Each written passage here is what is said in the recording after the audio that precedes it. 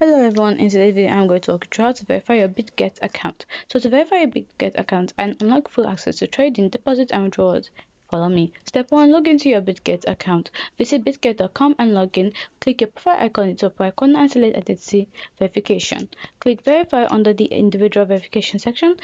Choose your country, region of residence and the issuing country's region of your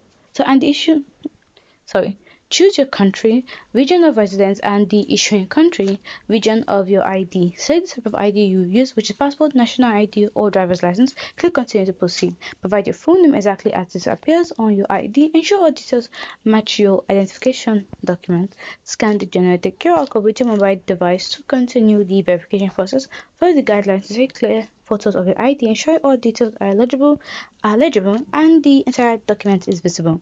Follow the on-screen instruction to complete facial recognition. Ensure good lighting. Remove accessories like glasses or hats and keep your face centered in the frame. After completing all the steps, your application status will be changed to under review. You receive an email notification once your verification is approved or if additional information is required. Processing typically takes 7 minutes to an hour depending on your country and document type. If it takes longer, contact customer service to check the progress. Important to note, mandatory verification. As of January 1, 2024, identity verification is required for all BitGet accounts to enable deposits and trading. Completing identity verification increases your daily withdrawal limit significantly. For example, VIP0 users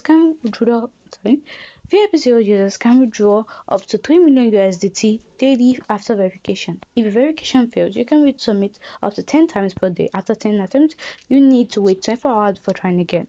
Ensure your ID is valid and not expired. For level 1 verification, acceptable documents include a government issued ID, passport, or driver's license. Hope you find the video helpful. If you did, subscribe and comment down below.